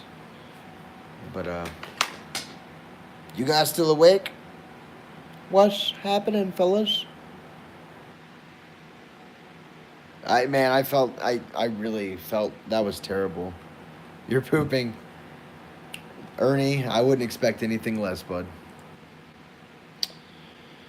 I am parched. I've got a green tea in the fridge. No, no, it wasn't. But that wasn't technically creepy pasta anymore. It was no sleep. And unfortunately, no sleep isn't always creepy, even though no sleep should mean creepy. But I guess if you consider time shifting creepy, well, yeah, it's just sort of creepy.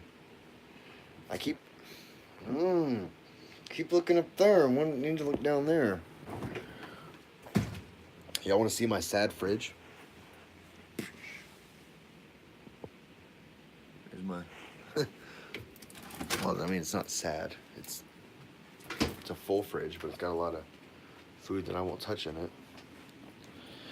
Yes, I'm going to bed too. I'm not even going to smoke anymore tonight. I'm going to shut my door, lock my door, close my blinds. MTV Cribs. Y'all checking out. I got a dinosaur egg in this mother. What? That was Dave Chappelle, right? No, we're going to smoke one more. Yeah, we're totally going to smoke one more.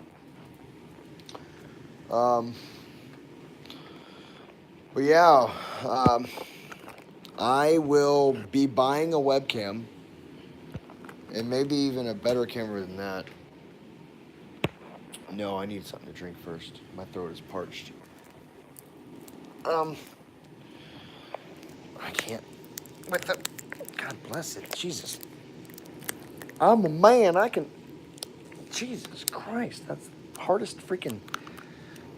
God.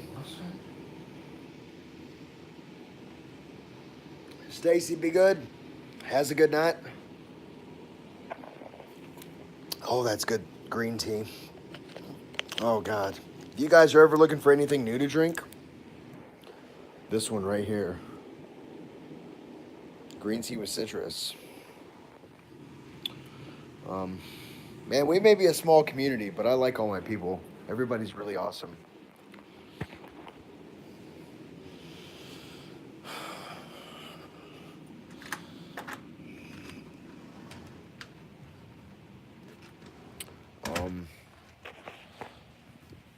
I'm really thinking about going through and reading the stories first and trying to do the voices better and try to set the tone a little bit better.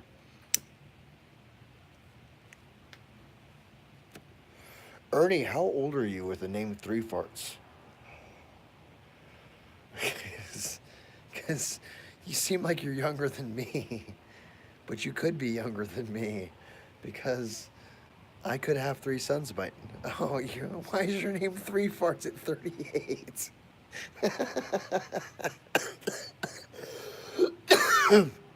Oh, that's hilarious to me. I'm sorry. No, it's funny. My audience is men my age. A couple of y'all are close to my age, I think. And that's hilarious to me. I turn 37 next month. Um, yeah, February 26th is my birthday. I turn 37. I think it's because we don't sleep that well. Oh, hell.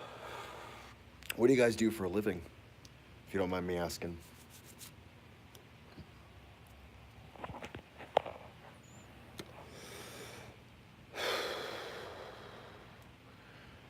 Shit. Hell, guys. You're a rancher. That's, man, I frack, and I'm less manly than you are. Fair enough. Pip, you don't have a job. How old are you, Pip? Are you old like us? I say old like us. I don't mean that we're old. We're only in our 30s, close to being 40s. Maybe some of us are in our 40s. I'm not here to judge. I was hit on by a 60-something-year-old tonight. 35 in 2 weeks. Fair enough. Pip, if you come out to Texas, if you can work in the oil field, man, they'll hire you. I mean, if you're down, that's what I do. But, I mean, I have a really good friend. Oh, you're not a man, though. Oh, you're not a man. Well, it doesn't matter. Because we have a few women that work in the oil field, too. Because it would be sexist. But, yeah. I'm trying to open my back pocket, my fancy pants. I have fancy pants on. But yeah, I was totally hit on by a what would you call past a cougar? Someone that like a snow leopard. Is that an older term for women? I don't know. She totally made a reference to sucking. Yeah, that. And her husband was like right there. Did she stand too close? Well, no, so I sing. I like to sing, and I sing pretty well. But y'all may not know this, but I can sing. I sing in a gruff voice, like imagine I do like Come Together, but I do it like in a Joe Cocker kind of way, like a Here Come Bull Flat. I can't do it right now because I'll get too loud, but I do a gruff voice, and I have long, pretty hair, and women like that. Women constantly just they touch my head. But do you guys want another story? Typo Negative? Hell yeah. I haven't jammed out to them in a very long time. If you mean the band, I don't know nothing about the Blood.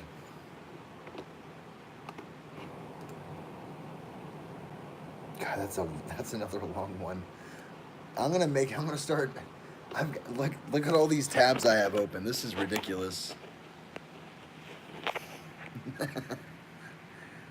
Here we go. There's my mouse. There's a story. There's a story. There's a story. There's a story. There's a story. There's a story. Teletubbies. That's a Teletubbies one. If that's not creepy. There's another picture. That's the Good Boy one. I love that freaking story. Oh, that's yeah. Anyways. Most band names are odd. They sure are. They sure are. But I'm trying. I'm actually supporting a guy right now.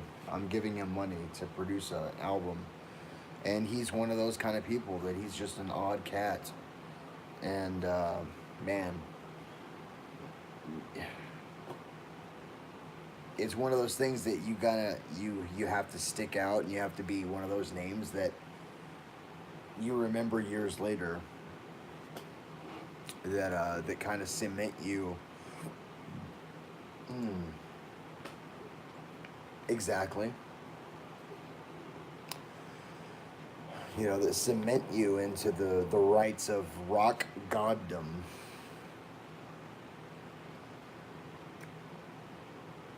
Um, I met someone who claimed to be the devil. I think I believed him. I wanted to read this one. Oh yeah. Oh yeah. Look at this one. We're just gonna. I'm gonna quickly. Oh, sorry. I'm gonna quickly scroll through this one. You guys, I'm not gonna read this one tonight, but this is. this is this is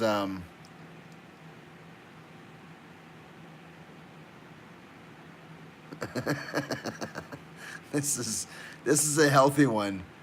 That's a. And it's still not as long as the last one I read. Maybe I read that one another time. That's a short novel. Oh shit! Sorry. The story. This story takes place in Georgia. You're gonna make me read through the story and tell you if it does. I'm gonna Google. I'm gonna Control F Georgia. No, it doesn't. It doesn't. It doesn't say. But I've been to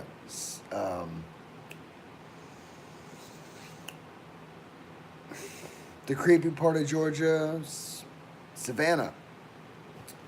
Yeah, I could totally believe that, you've seen the devil out there, because it's a stupid, creepy place. Yeah. Stupid creepy. But, Jamaica me crazy.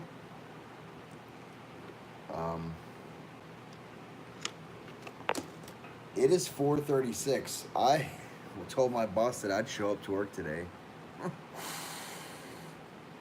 I'm gonna end the stream, guys, if that's okay with you. I need to get me some sleep. I'm starting to wind down.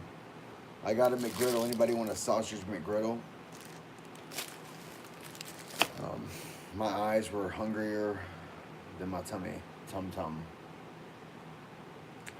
But yeah, so I'm gonna be ordering me some cameras and a microphone for right there, and then we're gonna bring the production value way up on this guy, because I'm kind of enjoying myself reading these stories.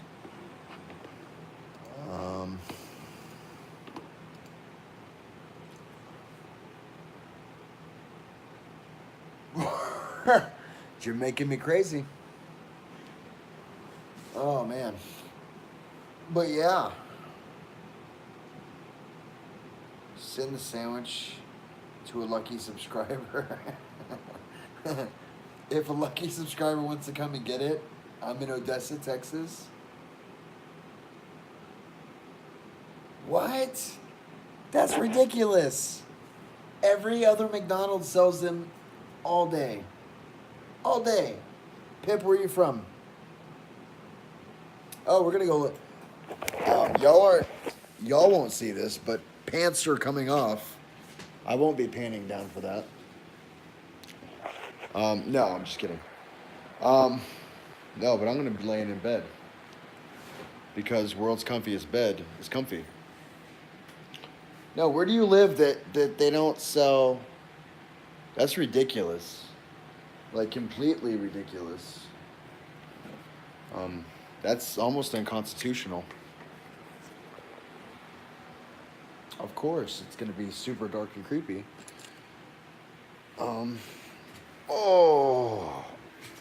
Oh, now we can't see me. There we go. We can see me. Sort of. I gotta cover it a little bit.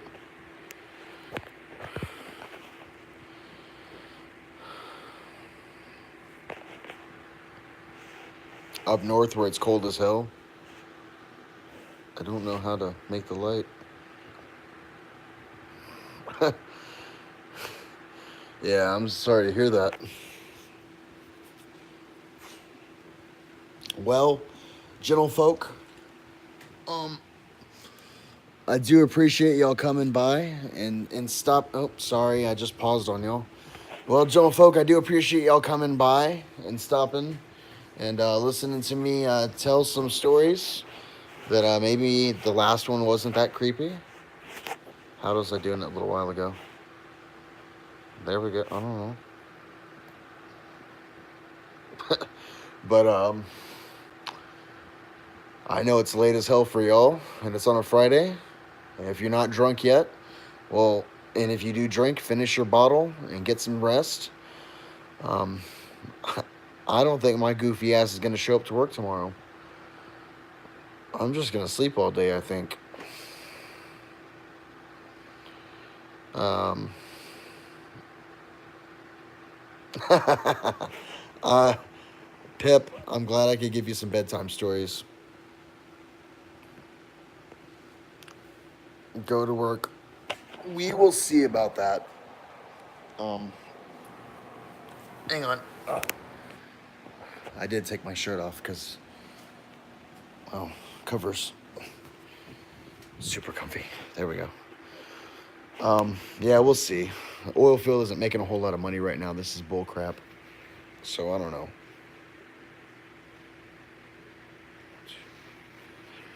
I may not want to. I'll go to work. Yeah, I know. I know. But I know if I go into work, they're gonna make me write a bunch more code, and I've been writing a lot of code lately. I fix electronics in the oil fields. You know, I'm an oil field worker, and I know you guys can probably barely see me. I apologize. Let me fix that. Let me fix my covers first. So I'm an oil field worker. There we go. Ooh, blue.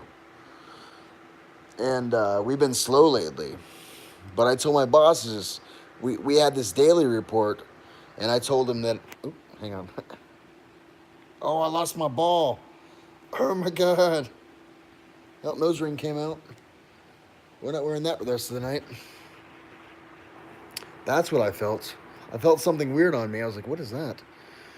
No, so I told my boss I could automate our daily reports.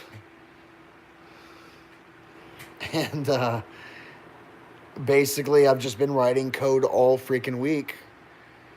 Because he's like, hey, make this change, make this change, make this change. Oh, corporate wants this change, corporate wants this change. We need to make this change. And I don't want to go in tomorrow to have to make more changes. Because I'm burnt out of writing code. But you gentlefolk, have a good night. Thank you for coming by. Thank you for the upvotes. And I'm glad y'all are here. And have a great weekend. And maybe I'll do something tomorrow if y'all want to stop back by. I feel like I'm going to find that. Oh, I just felt it. I totally felt the ball. Check this out, guys. That's my nose ring ball. Nose ring isn't going back in, but I found the ball. But I totally have to put the ball back in. Well, yeah. So, y'all be good. And catch me on a... Oh.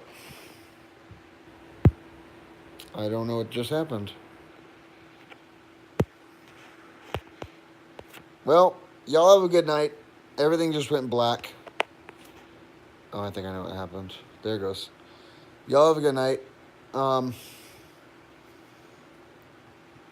Be good and all that stuff. And maybe we'll do a live stream tomorrow. Maybe we won't get as drunk. I don't know. Who knows? Yeah, I know. I hate saying goodbye. But